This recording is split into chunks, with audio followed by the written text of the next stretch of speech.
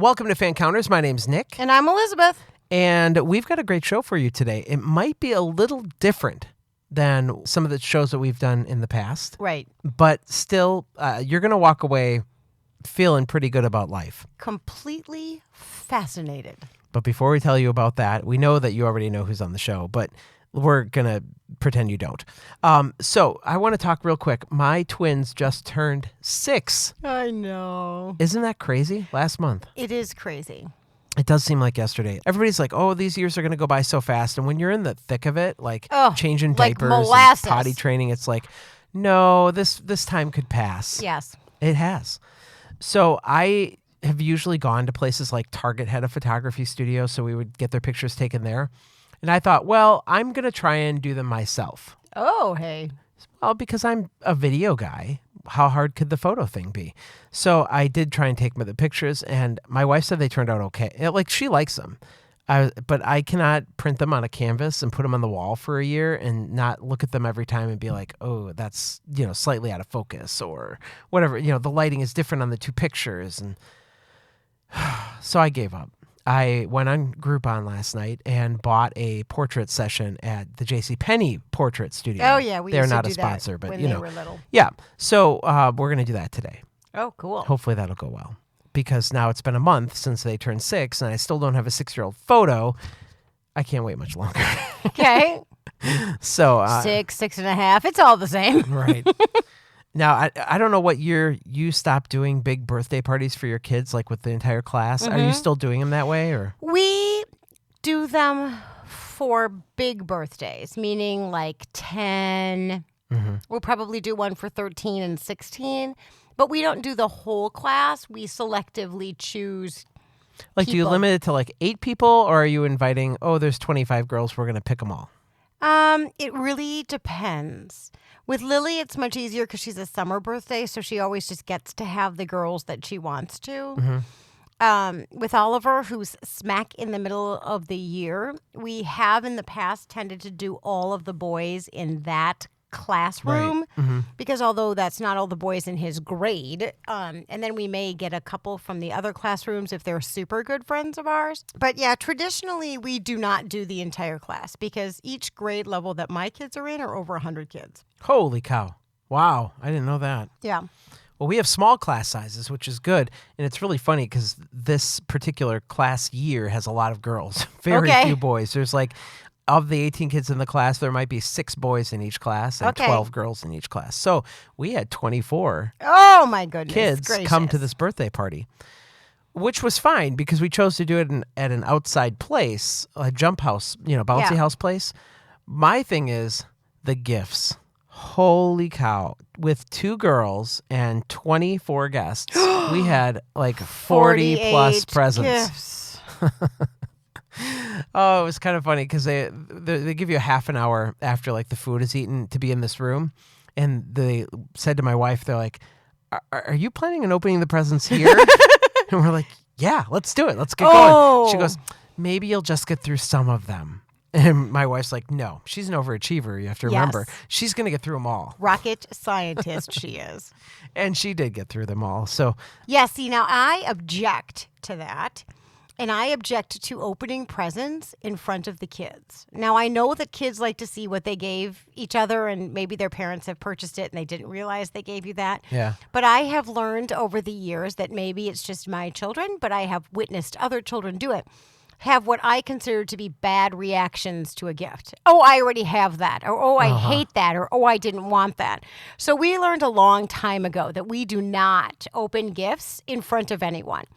And also because my kids would tear through stuff and I would have no idea what card went with what gift or who gave us what. And I'm one of those anal retentive people that I will write you a card, and on the back of the card I always write what the gift is, lest the card gets separated from the gift, Let's get to today's show. She's waiting to talk to us. We're waiting to talk to her. I don't know. We are welcoming Suzanne Whang.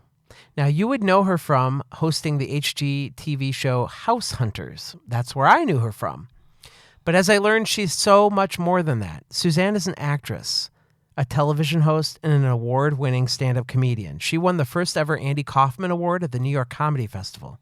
She's also a published author, podcast host, creativity coach, and political activist. I don't know how she gets any sleep. Me neither. As an actress, she starred in over 45 television shows, including Las Vegas, General Hospital, Cold Case, and The Mick. She's also familiar with the silver screen, starring in over 24 movies, including House Sitter with Steve Martin and Constantine with Keanu Reeves. Suzanne is also a breast cancer survivor and has chosen to be photographed in the nude.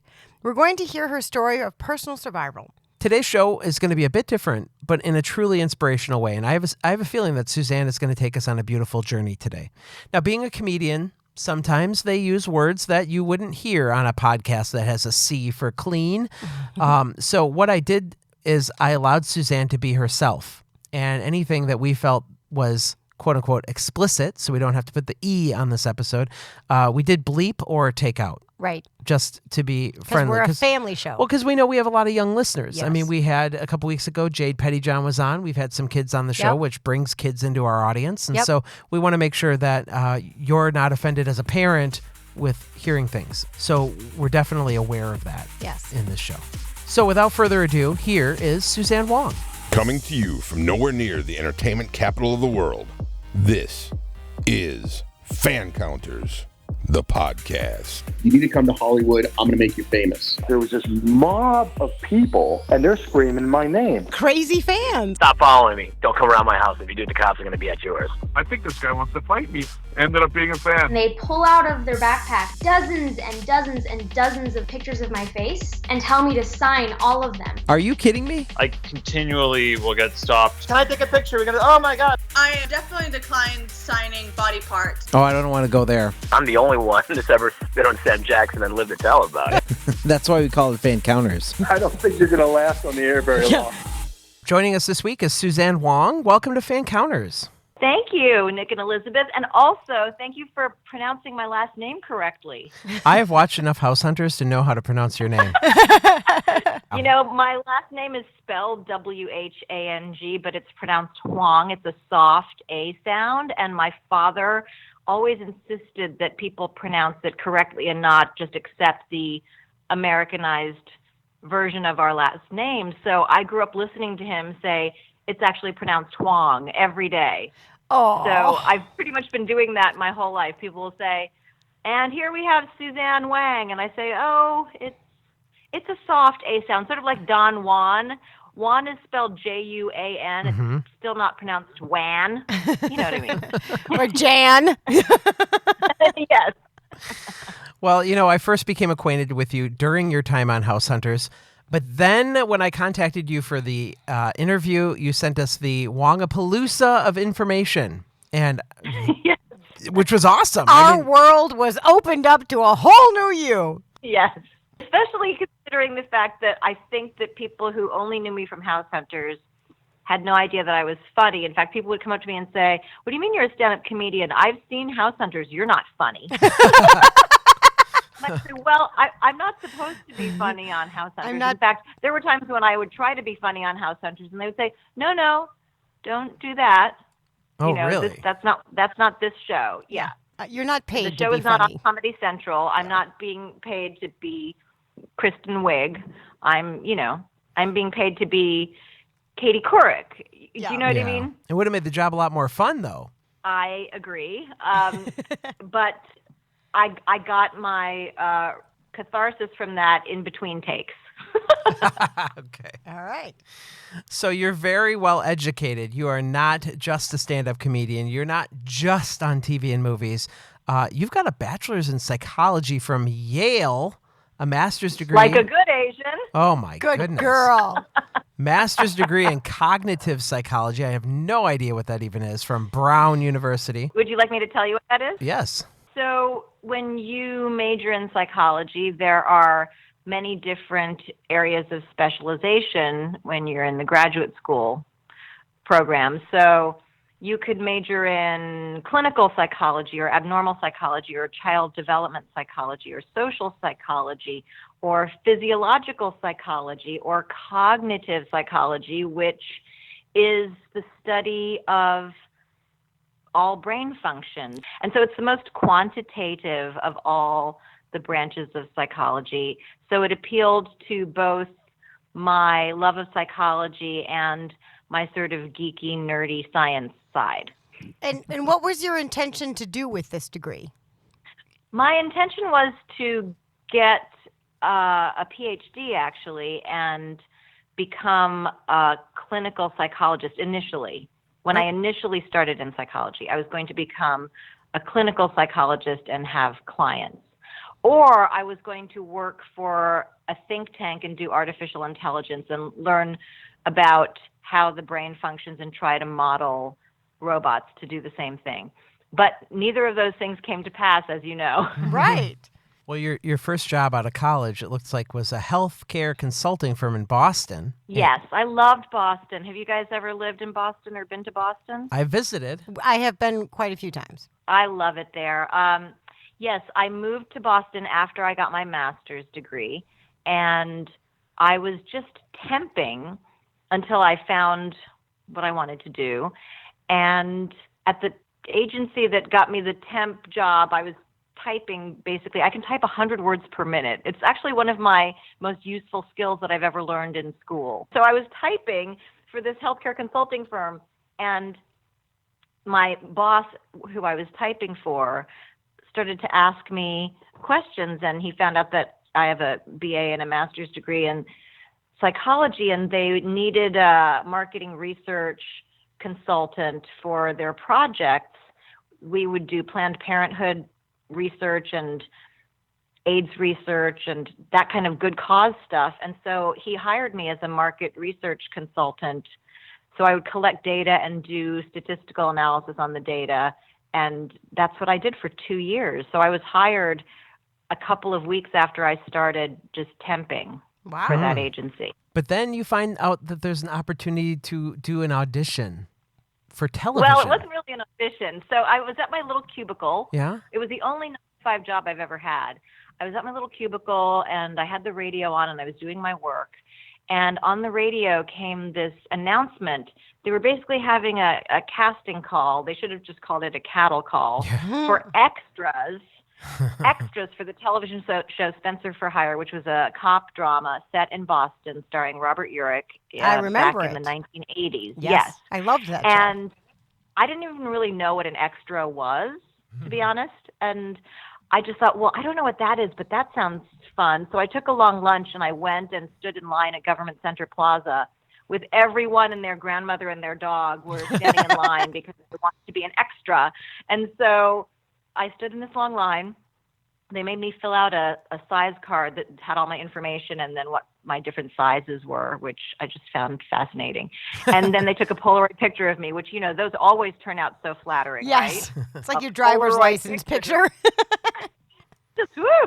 And then I sort of forgot about it. And then a month later, I got a phone call, and this woman, Ann Baker, who's the casting director of Spencer for Hire at the time, she calls me and says, "Hi, Suzanne, this is Ann Baker. I just wanted to know if you'd like to join us to do extra work on Spencer for Hire tomorrow."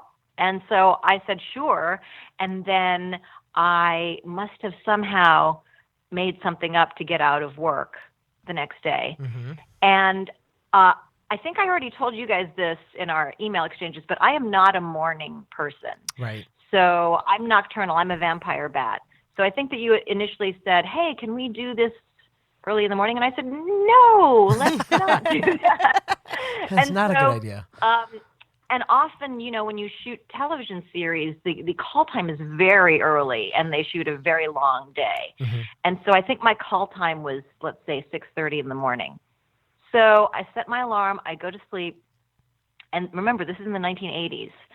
So I did not go to sleep particularly early, so I wasn't going to get very much sleep before doing this, but, you know, I was still excited. And my phone rings, and it is 6:45, but I don't know that because my home phone rings. This is how long ago it was. My home phone rings, because I didn't have a cell phone. Mm-hmm. And I pick up and I say, "Hello," sort of groggy. And I hear this, "Hi, Suzanne, this is Ann Baker. I was wondering if you're planning on showing up for work this morning." And I gasp and I look over at my clock radio because that's my alarm clock, and it is flashing 3 a.m. Oh, and no. I realize the power has gone out in my building.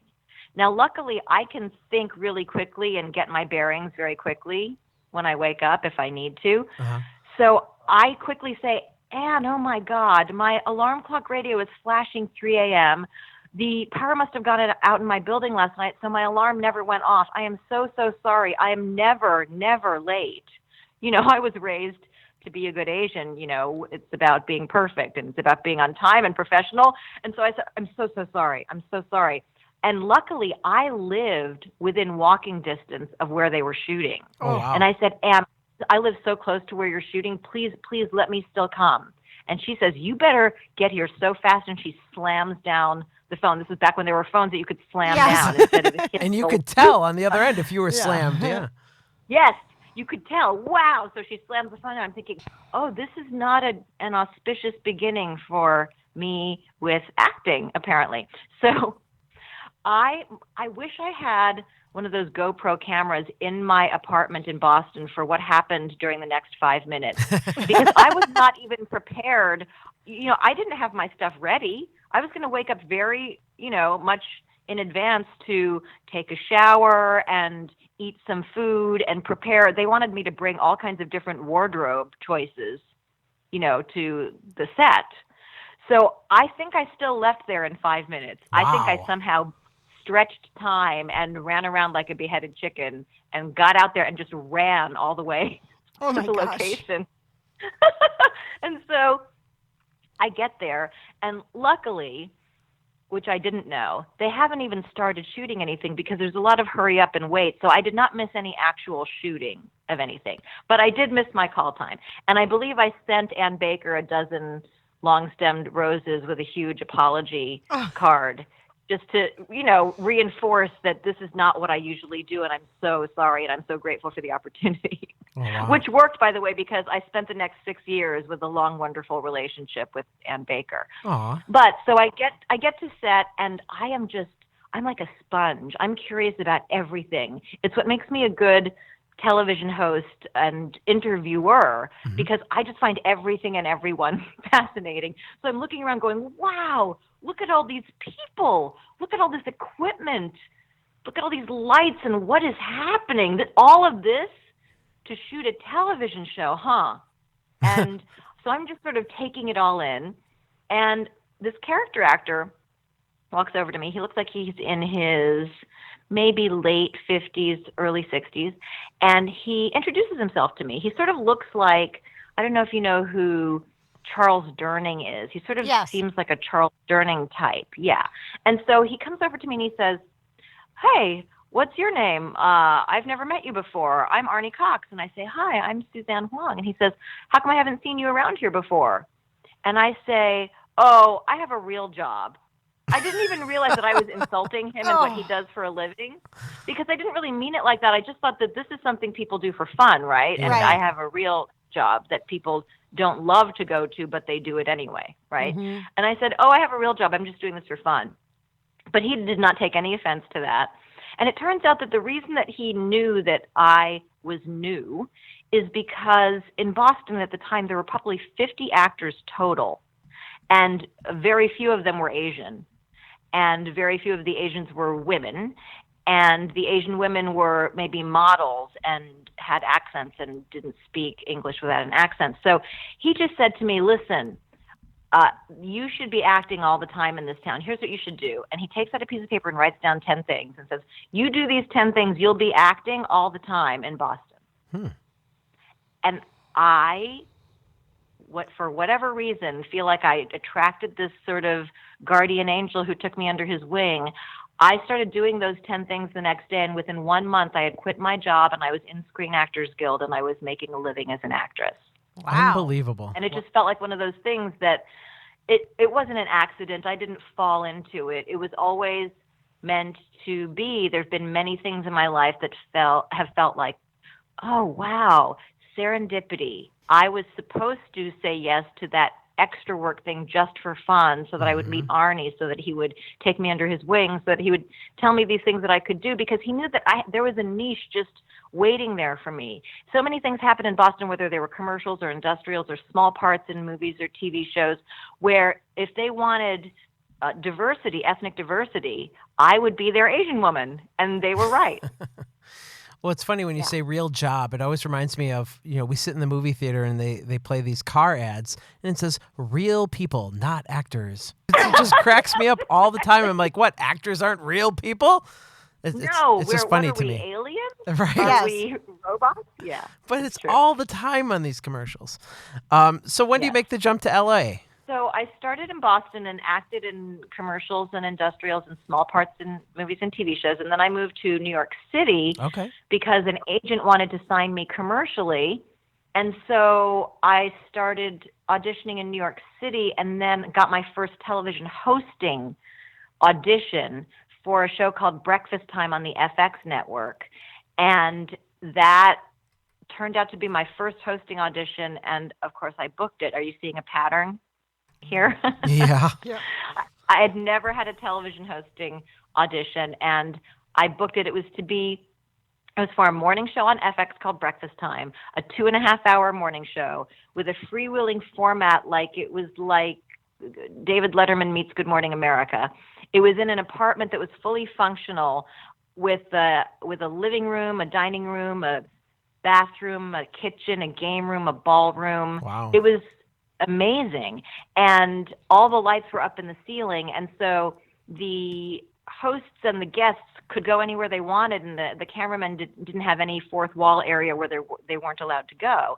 And there were 2 hosts in the studio, and they wanted 4 roving reporter field hosts. They called us road warriors that would travel the country and go do live human interest segments for this morning show. You know how when you watched your local news show and they have somebody, hey, let's go to Suzanne Whang. She's in Detroit, Michigan, talking to some people who volunteer at a neonatal ICU. What's going on, Suzanne? Right? Yep. So that's what I did. Okay. That led to more hosting opportunities on the pet department with people who have pets of all different kinds, and a collectible show called Personal FX. And then I got to do Fox After Breakfast, which was the Fox network version of the Breakfast Time morning show on FX, because, FX is a subsidiary of Fox, right? Mm-hmm. And so I did the Fox After Breakfast morning show. And then when that ended, I got a call offering, I must have auditioned. I guess I auditioned for a show to host a show called New Attitudes, co-host a show on Lifetime called New Attitudes, which was a half-hour magazine format show for women. And I booked it. And the only thing was it shot in Los Angeles. And I thought, oh no, unlike most people, I never wanted to live in Los Angeles. I'm an East Coast girl. I was born in Virginia. I moved around a lot. But then I went to college in Connecticut, graduate school in Rhode Island, lived in Boston for 6 years, and New York City for 6 years. And so sort of the New England area and the East Coast, that just felt like me. That felt like home. Sure. And in my mind, Los Angeles was filled with stupid people who were flaky. They were all dumb and flaky and all had plastic surgery and all talked like, oh my God. I just thought, I can't live there. So, but they were offering me some crazy amount of money, like $15,000 a week. And I thought, oh, LA sounds great. It sounded pretty good right now. Want to see how fast you can live there? Yeah, sounds pretty good. I think I'll move there. But I was so sad to move to Los Angeles that instead, because I love New York so much, that instead of having a going away party, I had a wake, and everyone had to wear all black and come to my going away party, and it was a wake. We were mourning the fact that I was leaving New York City. Then I moved to Los Angeles in the fall of 1998, and everyone who knew me said, you're going to hate Los Angeles, but you'll love the weather. Right. The weather will be the redeeming quality for you, because the winter that was the last winter I spent in New York City, there were 17 blizzards, and I was sort of honestly over that. Yeah. That was a bit much. So I get to LA, and everyone said, you'll hate LA, but you'll love the weather. And El Nino began. Oh, it was 2 solid months of nonstop rain. But it never rains in Southern California. There's a song about that. So I didn't have any friends, and I was working really hard on the show every day, and it rained all the time. And also, this was before GPS on your cell phone Right. thing. So I had to memorize the Thomas Guide, which is about 700-page map of the Los Angeles area because it's so spread out and it was so confusing, and it's raining and people drive even worse in LA when it's raining. And I had to drive to every location every day we were shooting all over Southern California. And I don't know if you know how well you know LA, but at one point I had printed out directions and it said, take the 101 north. Yeah. And I got to an area and it said, a fork, and it said, would you like the 101 east or the 101 west? No. And I'm thinking, what? I would like the want 101 north. north. So I pulled over and cried. Oh. And it turns out that 101 north and west are the same thing, and 101 south and east are the same thing. And I'm thinking, I'm sorry, what? Yeah, that ridiculous confusion is still there, isn't it? Yes. Yeah. And so what happens, the 101 sort of goes diagonally. So it goes north and west, but in different signs it says north and sometimes it says west. And, so it wasn't a good beginning for me in LA. But that all changed because so many wonderful things began happening for me in Los Angeles, that so many wonderful career opportunities and new creative outlets and a wonderful community of people that I have manifested around me. And I have now been in Los Angeles for 20 years, which is crazy. You sound surprised that it's been 20 years. But it is. I just never, first of all, for someone who never thought I was going to live here at all, this is the longest I've ever lived anywhere because I'm a Navy brat. My dad was an engineer for the Navy, so we moved around a lot. I was born in Virginia. I went to 7 different elementary schools. We moved to San Francisco, Honolulu, Cambridge, Massachusetts, and back to Virginia, all within the span of X number of years while I was in elementary school. And then I went to high school in Virginia, and then, as you know, I went to college in Connecticut, graduate school in Rhode Island, Boston, and became an actress, New York City, and became a television host in Los Angeles, and became a stand-up comedian and writer and political activist and metaphysical minister and public speaker and a bunch of things. Oh, we're going to get into all of that here. But let's go specifically first to the show Las Vegas, because a lot of our viewers or listeners have probably viewed that show on NBC. Yes. So it's one of my favorite topics. Oh, good. Well, even though it was over a decade ago, it was one of your first recurring guest star roles, and you kind of got to develop that character of Polly, who is the spa manager. Now, the one thing I wondered is, the way Polly was that a spark off of the comedy character that you do, the Sung Hee Park, or did that come after? Sung Hee Park came before that role, but that role was not written based on Sung Hee Park. That role was written by 2 guys, Gardner Stern and Matt Piken, who are both Caucasian, and they both came up with that character completely separately from knowing me or my comedy alter ego, Sung Hee Park. So here's what happened. I got the audition for Las Vegas, having never watched the show. This happens sometimes where you get an audition for a show, and there's so many networks and so many shows now, it's really difficult to have seen one episode of everything. Right. So I had not ever seen Las Vegas, so I had to catch up and find some episodes and watch it. This role that I was supposed to audition for was a very small co-star 4-line role on the show. It was never meant to be anything but a small novelty on one episode of the show. And in the episode, so it takes place in Las Vegas at a casino called the Montecito, and James Caan plays the manager of the casino. Mm-hmm. And Vanessa Marcel, who is one of the series regulars, played my boss. She was the person I, reported to, and I was Polly, the spa manager who took care of massages and oversaw many pedis and bikini waxes and sometimes did them herself. But, she was the overseer of all of that at the spa. And her name is Polly. And in the original scene, I print out the script to prepare for the audition. And this is the gist of it. Vanessa's character, Samantha, comes up to me and she says, hi, Polly, we got a complaint about you. Something about overcharging her for a bikini wax.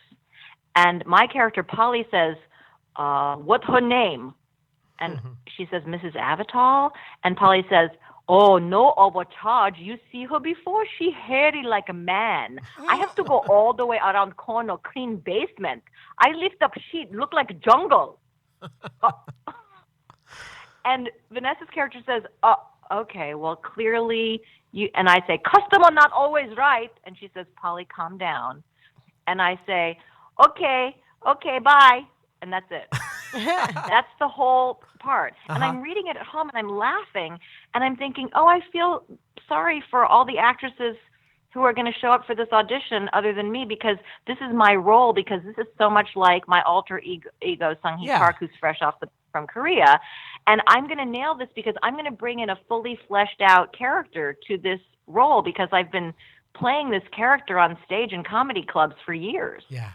So this is going to be great. So I walk into the audition, I nail it, I get a call back, I nail it, and I know that the part is mine. I just know. And so I get the part, I'm very excited, I go to the set, and I'm very excited to do this part with Vanessa because I had watched Vanessa on General Hospital. She played Brenda, the iconic character Brenda that she won an Emmy Award for playing, and I was psyched that I would get to work with her. I get to the set, and she and I meet, and she's very chatty, and we're sitting on the floor, and she's instantly asking me about advice about what's going on with her and her boyfriend. And I thought, wow, this is a very friendly, open, chatty person, so we're just having a blast, and I'm making her laugh, and she knows I'm a stand-up comic. And anyway, so we shoot the scene, and the show Las Vegas on NBC is shot, it's a 3-camera shoot, meaning there's 3 different cameras filming at the same time, which is wonderful because you don't have to do the scene and then break down and move the camera somewhere else, which takes forever, and then shoot it again, and then break down the camera and then reset and then move it somewhere else and then shoot it again from all different angles. So it makes the shoot go very quickly because they have coverage from many different angles of whatever happens. Right. So because of that, we do the scene in 2 takes. They do it once, and as long as nothing went wrong with the audio or video, they do another one as a safety, just to back up, because they like to have an extra one in the can, because you never know. And then that's it. So I was sort of sad because, I spent more time getting there and going through hair, makeup, and wardrobe and talking to Vanessa and rehearsing than the actual shoot took. It just was, we were done. So, the director says, okay, cut, that's a print on that scene, moving on. And Vanessa says, hang on. Vanessa says to the director, hey, Robbie, hang on a second. Suzanne's a stand-up comedian. Why don't you give her a free take and let her do, improvise and ad-lib a take now that we have that approved one in the can? And he says, okay. And I'm thinking, what's happening right now? What is happening? Right? Because this is very rare. It's very rare that you have a beautiful female lead of a show want to give another attractive female more opportunity to shine on your show. Because there can be a tendency to be competitive and insecure, and do you know what I mean? With women with each other on set, and that's what I had experienced. And this is the polar opposite of that. Vanessa wanted to give me more opportunity to shine on the show. So he says, sure. So I'm thinking, this is amazing because I have a background in stand-up and improv comedy, and so this is a great opportunity. I'm so excited to not be limited by the script, even though the script was very funny. So it's basically like they're treating me like I'm Robin Williams or Jim Carrey or Chris Rock or something, where they're saying, okay, you have free reign to do whatever you want. So he says action, and I just go crazy. I say the most filthy, ridiculous, inappropriate, wild, funny things I can think of. And I go on and on and on, to the point where out of the corner of my eye, I can see the crew people clamping their hands over their mouths and shaking because they don't want their laughter to mess up the take in case they want to use anything. And when I was eventually done, the director says, cut, and the whole set erupts in laughter. And they give me a standing ovation. Usually crew guys, just so you know, they're over it. They're doing crossword puzzles. They're not even paying attention because, it's just a job to them. They were all on their feet, laughing and clapping. And I just looked at Vanessa and I said, thank you so much, because I'm thinking that'll go down as one of my favorite experiences doing a television show. You know, so I just thought, what a perfect experience. And then, you know, she and I exchanged numbers, and then I left. And I thought, well, that was just wonderful. That was a great experience. I also said a lot of things that there's no way they could put on the air because, you know, it's NBC. Right. I'm thinking, how much did they use of your improv skills? Right. Probably not much. Well, here's what ended up happening. So a few weeks later, unbeknownst to me, as soon as I left the set that day, Vanessa started to plant the seeds in the writers' heads that I should become a recurring character. And every week there'd be a new script, she would point to a scene and say, this is where Polly should be. Polly should come here with me, and we should be friends and enemies, and she could be the comic relief for the whole show. And you could put her in here. And they listened to her. So 3 weeks later, I get a call from my agent saying, hey, they're bringing your character Polly back on Las Vegas. And I said, that's great. What? That's wonderful. But I have no idea that Vanessa is the reason that this is happening, right? Yeah. So I'm on my way to the set, and I text message Vanessa because we have each other's number. And I say, hey, Vanessa, it's Suzanne Whang. I'm so excited I get to work with you again today. And she texts me back, you might have to bleep this, go f*** yourself. And she's just joking. And I instantly know that she's just joking because that's just the kind of banter we had on set. We will tease each other and be sarcastic and funny with each other because clearly we adored each other. So as soon as I saw that, I just thought, oh, she's just being sassy and ridiculous and hilarious. And so I get to the set, and somehow she has made it so that, you know, every episode of a show like Las Vegas is directed and written by a different person every week, from week to week. It's always a different director and different writers. And somehow the powers that be were told that whenever I'm on set to do a scene, after we get the NBC-approved script in the can, whoever's directing and the writers all know that I am to be given a free take to improvise. And so that's what happened every time I did the show.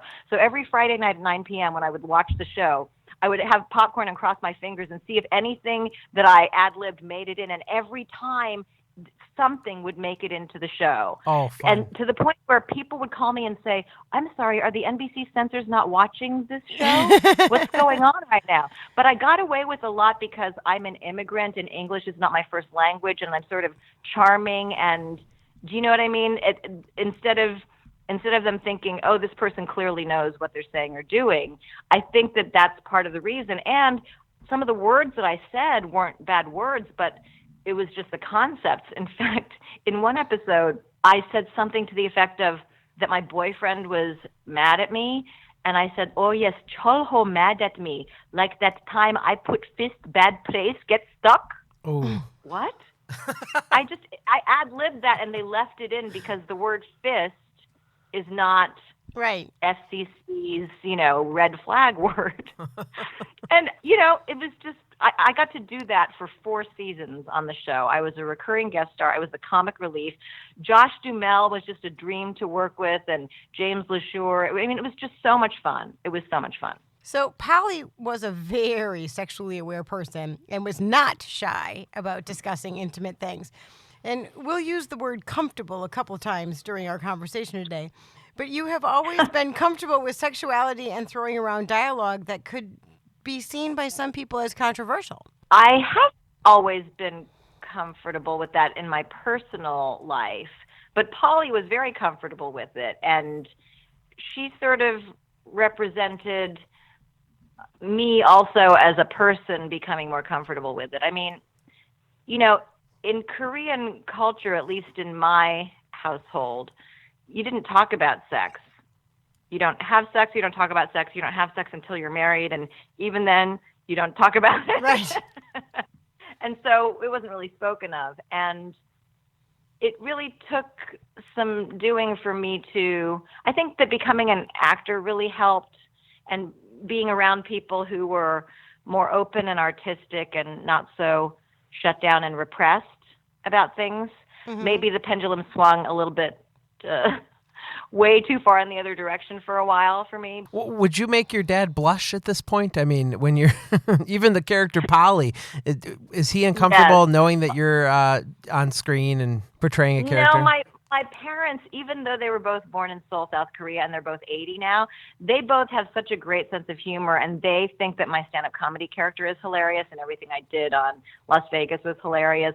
They are so supportive. In fact, my father is the reason that I even had any interest in acting. He was a movie buff. He had 1,200 different movies on Betamax. When I was growing up, he had every Oscar-winning movie, every Alfred Hitchcock movie, every iconic movie you can imagine, every comedy, every thriller, every action movie, every romance, every drama.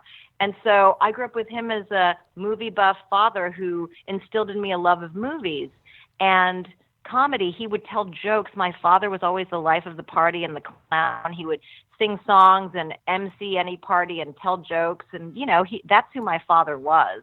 So he loves the fact that he took all of that and that was just a hobby for him. And he was an engineer and, made money to support his family. But I'm actually living out what he was probably, destined to do in an alternate universe. So on the set of Las Vegas, we talked about her lots, Vanessa. You guys also do a podcast together now called LoveStop. Yeah. Can you tell us a little bit about your show? Oh, yes. So we've been friends since the first time I worked on Las Vegas. Right. And we've been truly best friends ever since. We've both been there for each other through thick and thin, and we call it money in the bank. She and I will have money in the bank with each other forever. We decided that when we get together and, have tea and talk, our conversations are usually just fascinating and hilarious, at least to us. And we wondered if they would be fascinating and hilarious to other people. So we decided, how would that be if we just decided to do our own podcast that's just the two of us talking? And we decided to be really bare bones about it. So we just use my iPhone and we sit in Vanessa's truck and we just press record on my little voice memo option. And we just talk to each other as if we were just talking to each other anyway. And one of us comes up with a few topics that we surprise the other one with so that it's spontaneous. Mm-hmm. And we call it LoveStop because it's sort of like a bus stop, but it's a love stop. Everyone needs a love stop every now and then where they just take a break from their day and get infused with love. With Vanessa and I, it's friendship love, but we also are big believers in the importance of humanity love and familial love and romantic love and friendship love and all of it. And self-love. Self-love is a big thing. So take a love stop and listen to us and hang out with us for a while. And it's been so much fun. We've done, I think, 12 episodes now. It's free. It's on iTunes and SoundCloud. You just type in LoveStop. It's all one word. And you can listen to that. Please listen to them in order. It won't make any sense. If you start with episode 12. That's what I did when I started listening. I did start at number 1. So, no, Okay. It's a good show. It is entertaining. And you guys have a variety of topics and they're not too long, which is good. Yeah. So we're loving it. And we love that we are our own bosses. No one's telling us, don't say that, don't talk about that, don't do that. We're the producers and the directors and the hosts. We're going to turn a little away from entertainment just for a little bit, and we'll come back to that arena.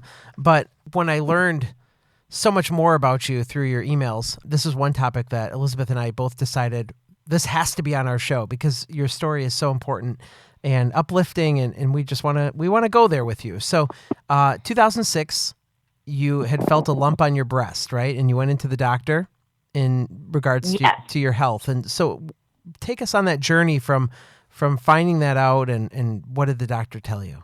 So I felt, I was taught to do self breast exams. I can't remember if it was in high school. I just remember that was one useful thing that I learned was to do self breast exams. You should feel your breasts and know what they feel like and know what their texture is. That way, every once in a while you can check to see if something feels off. And so I was doing a self breast exam in 2006 and I felt a little lump in my left breast. And I thought, oh, that's strange. I wonder if that's just a fibroid cyst or something, or what is that? So I went and got a biopsy. It's called a needle biopsy, which sounds not as horrific as it actually is. It's actually quite painful. It's awful. They come at you with this big thing that looks like it's to tranquilize a horse with, and then they stick it inside your breast, and they basically punch the end of it because they're taking out small chunks of the lump to then test it to see if it's cancerous.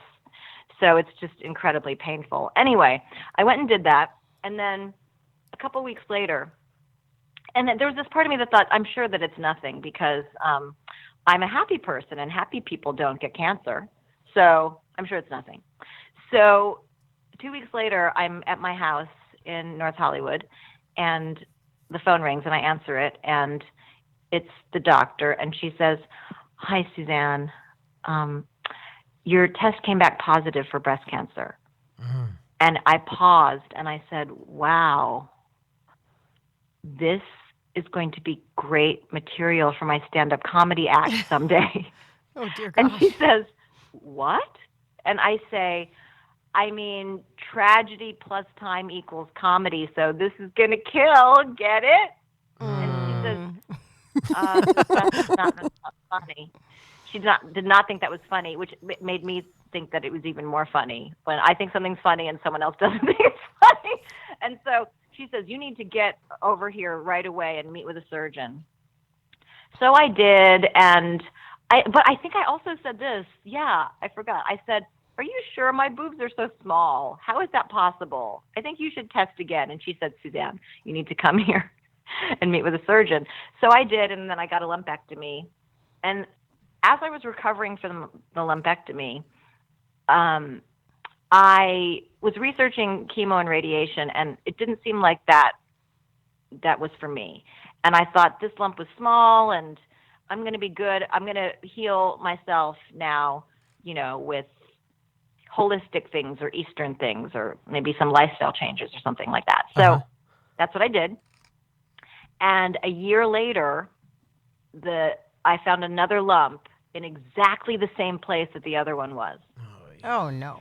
And oh, come on. No. And so this time I thought, since the surgery didn't apparently even work, I'm not even going to get surgery this time. I'm going to leave Western medicine behind, which is what I was raised with, and I'm going to go all Eastern alternative holistic. So I tried a bunch of different things, and the tumor kept growing. It was growing really slowly, but it was still growing. So I ended up doing things that were revolutionary things and illegal things. I went to Italy and got an illegal sodium bicarbonate injection treatment, and that seemed like it was working, but then the doctor said I needed to stay there longer because the tumor was bigger than he thought it was going to be, but I didn't have the money or the time to stay longer, so I came back, and I don't know if that would have worked if I'd been able to stay longer. Right. Anyway, throughout the whole next year, the tumor started growing bigger and bigger and bigger, and it became the size of a grapefruit sticking out of my left breast. I looked like I had 3 breasts. Did you ever see the movie Total Recall? There's a woman with 3 breasts. It was. How could you forget?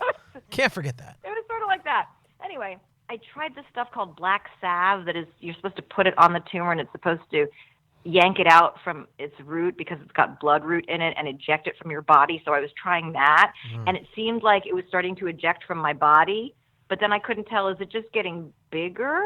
Oh. Is it just getting bigger, or is it about to come out of my body? It was really physically painful, and I had no direct experience with physical pain up until this point in my life because I'd never been in some major accident, or I was never an athlete, really. I mean, I did gymnastics and tennis, but you know what I mean? I never had some major injury and pain to deal with. So this physical pain, it was just excruciating, and pain medication didn't work on me. It made me nauseated, it made me vomit, and it didn't really work on the pain. Mm-hmm. And I was in so much pain for 3 straight months that I couldn't even sleep. So the combination of intense physical pain and the inability to sleep for 3 months, I don't know if either of you have ever been through intense physical pain or insomnia. But the combination of both of them together really put me over the edge, and I was unrecognizable to myself personality-wise. I became I was not myself, and I was in so much pain one night. It was 3 a.m, because, I'm up at 3 a.m.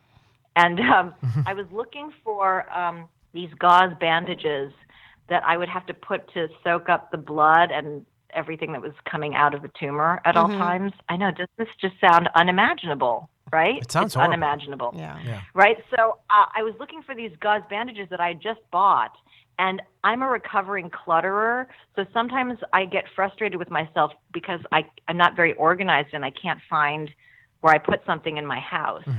And I have a little pug named Bonsai, by the way, who I had for, years, and he's just, adorable and hilarious.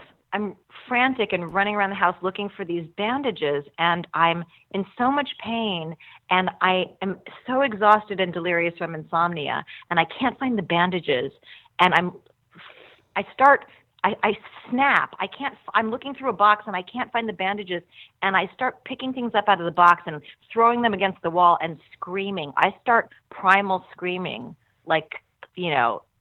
almost like I've been possessed, right? I just can't take it anymore. And then the screaming turns into crying, and I sit on my living room couch and I decide for the first time in my life that I am going to kill myself. And I'm so excited about this idea because I'm thinking, yay, this will actually solve my problem of physical pain and insomnia, because I'll be sleeping forever and I won't be in pain. Yay. I'm actually really excited because I'm so delirious and irrational. I'm very excited about this idea because I have a plan. Because I'm done. I'm just done. I've had it. And I've never been somebody who was, thinking ending my life. That's a good option. So I am now excited and I'm energized. So I start running around my house going, okay, how do people kill themselves? I'll shoot myself. Do I have a gun? Oh, no, I don't have a gun. I'm a pacifist. Oh, darn. Okay, crap. What could I do? What do people do? I could, hang myself? I could hang myself. Do I have rope? Rope? Nope. And I run around my house. I have no rope. I find some string. Just like, oh, great. You're tiny and small, but not that small. Yeah, not that small. That's not going to work. So then I'm going, okay, running. I could, I'll drown myself in the bathtub. Drowning. Okay, great. But wait a minute. I think that if I try to drown myself, that my survival instinct will probably kick in and I'll just get up out of the tub. So I would need somebody to come over and hold my head down, but it's late at night and I don't want to bother any of my friends and wake them up. So, okay, so that's not going to work. As if they would say yes. Right. But this is what I'm thinking. You know what I mean? So then I'm thinking, okay, knife, kitchen knife. I can stab myself. And then I'm like, wait a minute, that would hurt. Yeah. And the whole point of what I want to do is to get out of pain. And plus that'll leave blood everywhere, and I don't want anyone to have to clean that up. So that's not going to work. Okay. I'll take an overdose of sleeping pills. Medication, yay. So I run to my kitchen, my bathroom, but I don't take sleeping pills. You didn't have that pills stuff. Didn't even ever work for me. I don't have any. I don't take any medication. I'm all, crunchy, groovy, hippie. I've turned to all healthy stuff, right? Mm-hmm. So I can't take an overdose of pills. I find, 3 Advil. Well, that's not going to work. That will never kill me. No. So then I think, I'll drink poison. I will drink poison. I'll drink cleaning solution. So I run to my kitchen pantry. I open it up, and I've switched to all non-toxic, healthy, natural cleaning products. And I'm like, See, this was not meant to be. I'm too healthy. Yeah, I'm too healthy to kill myself. I'm a failure at suicide. I don't have anything here to kill myself. And then I thought, I know. I will get in my car and drive to Malibu and drive off a cliff. And then I thought, Malibu's so far away and I'm really tired. That's just too far. Goodness. And then I thought, I'll get in the car, and this is how crazy I am, you guys. I'll get in the car and get on the 405 freeway, and then I'll just, drive really fast and then tilt my car, turn my steering wheel to the left and then just, crash. And I thought, well, of course you can't do that because then you'd hurt and kill other people. Right. And you don't want to do that. And plus, you don't want the news story to be that the Asian host of House Hunters died in a car crash because people would think, oh, it's because she's a bad driver and I'm not a bad driver. I'm an excellent driver. And I'm just like, ah.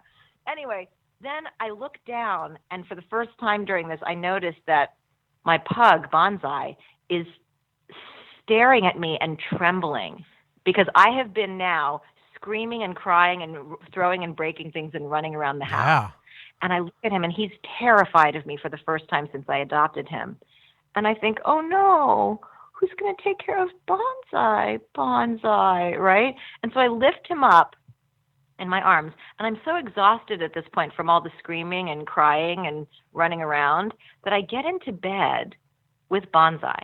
Mm-hmm. And for the first time in 3 months, I sleep. Wow. I sleep.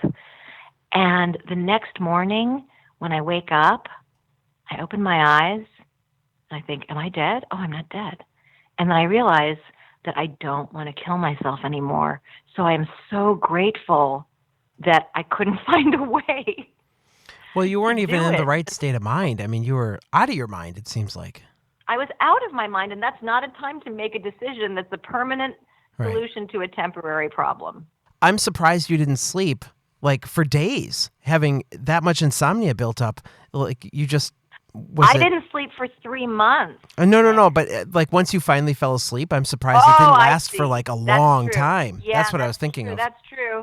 I think I probably slept for maybe 12 hours. So you mentioned in an interview before that you really found out who your friends were. And when it came right down to it, they were your friends. They stuck by you. They were there. And you mentioned that they loved you back to life. And I kind of thought that was pretty beautiful. That is cool. So tell me a little bit about what do you mean exactly by that? What were they doing to love you back to life? First of all, so what happened after that was I got surgery to have that gigantic grapefruit-sized tumor removed because I just was not willing to wait any longer to see if it was going to come out on its own. Mm-hmm. And so, it left a huge hole, so that crater had to be sewn up by the surgeon. And sometimes when you have a large hole that has to be sewn up, the surgeon told me that because I don't have very much fat or loose skin, there's a lot of tension on the area that was sewn up, and tension on the incision surgery site can sometimes lead to infection. And that's exactly what happened. So the surgery site got infected, and it opened up, leaving probably a 5-inch diameter open wound crater that was filled with black infected necrotic tissue. Oof.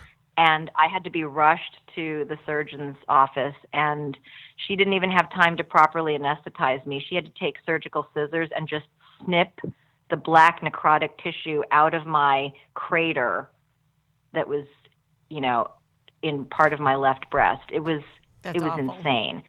And then the way that you heal an open wound crater like that is with something called wet to dry dressing, which sounds very much better than what it actually is. Wet to dry dressing means I had a home health nurse named Anya, a Russian woman came over, and she would take gauze pads and soak them in saline and lay them inside the crater and then wrap me with a tube top and then leave and then come back 8 hours later after it had all dried and stuck to the inside of the crater. And then she would take them and rip them out. Yeah. Because they would remove the dead skin cells and promote growth of healthy new tissue. But as you can imagine, I mean, there's some pain that's beyond screaming and crying. It was just beyond sound. I think I made a sound that only dolphins could hear, and then single tears would just fall from my eyes. I mean, it was insane, but it was working.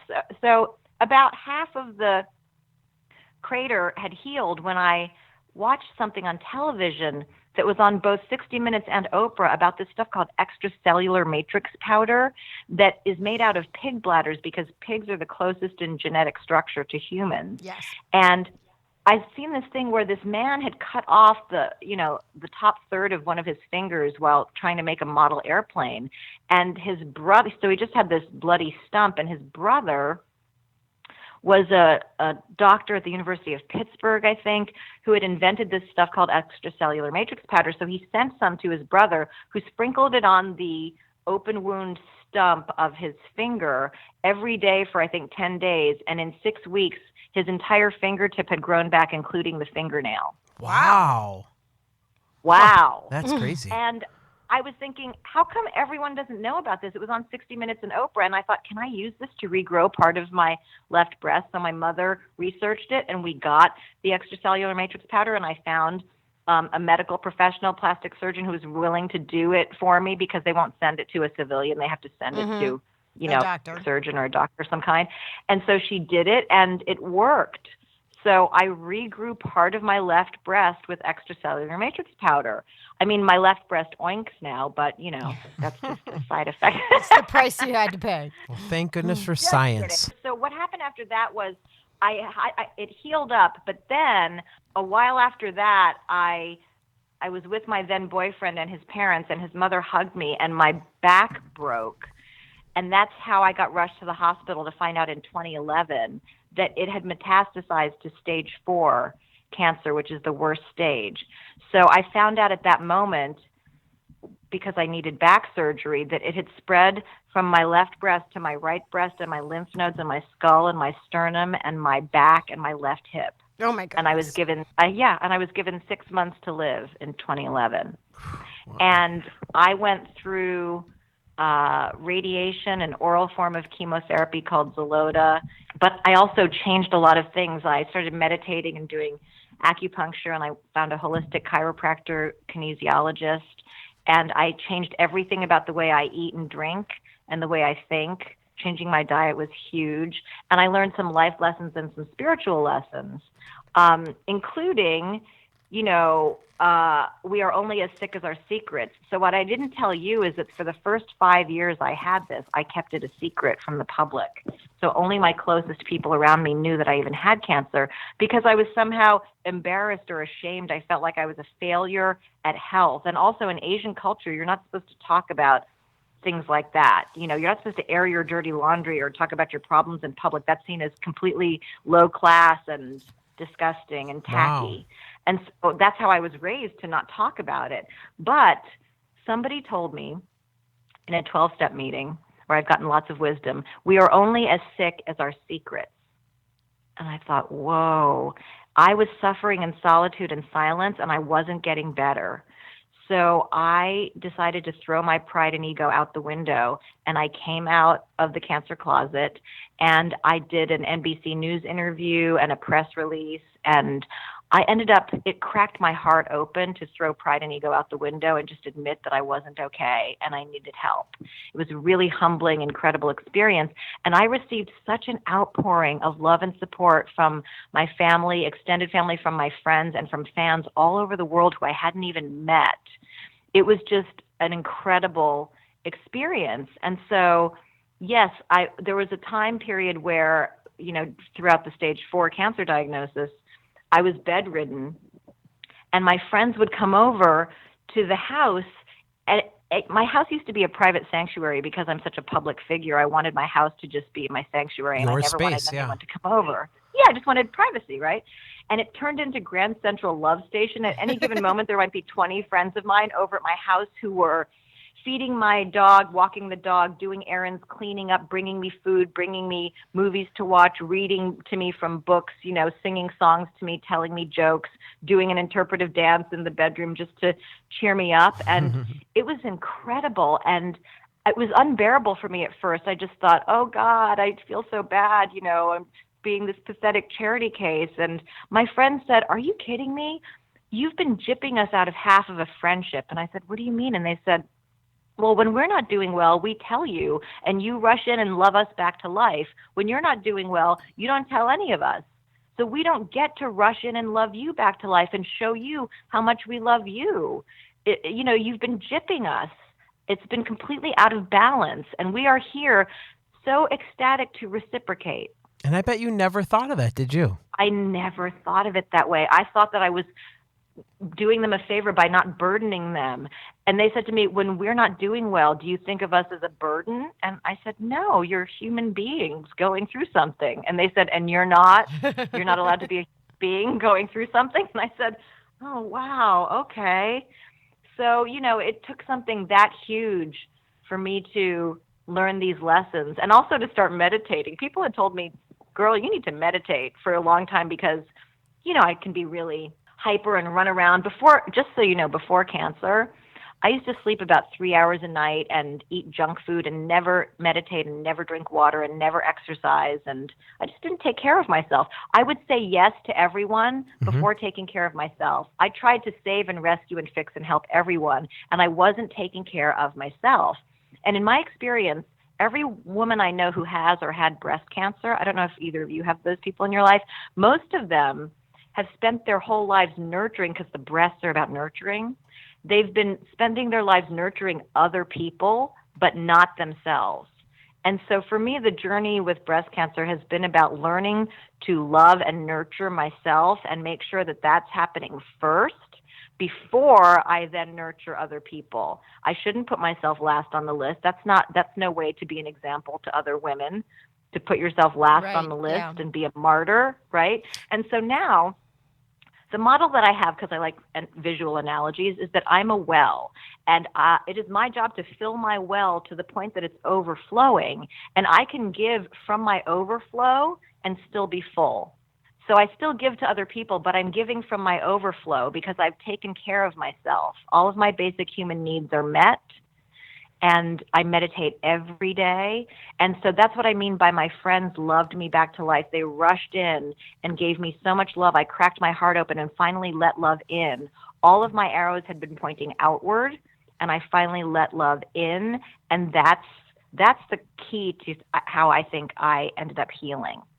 Wow. I think that's so true with a lot of women in my life, especially my mother-in-law, my own mom, my wife. They all will rush to somebody's aid before they take care of themselves. And I think that often they have to be reminded, you matter too. You got to, we're take moms. care of It's yourself. in our DNA. Obviously, I'm seeing it because I'm seeing a trend. So, yeah. But I beseech anyone who's listening, who's female, who doesn't take care of herself, don't do what I did and wait till you have to get a really horrific, traumatizing lesson before you start taking care of yourself.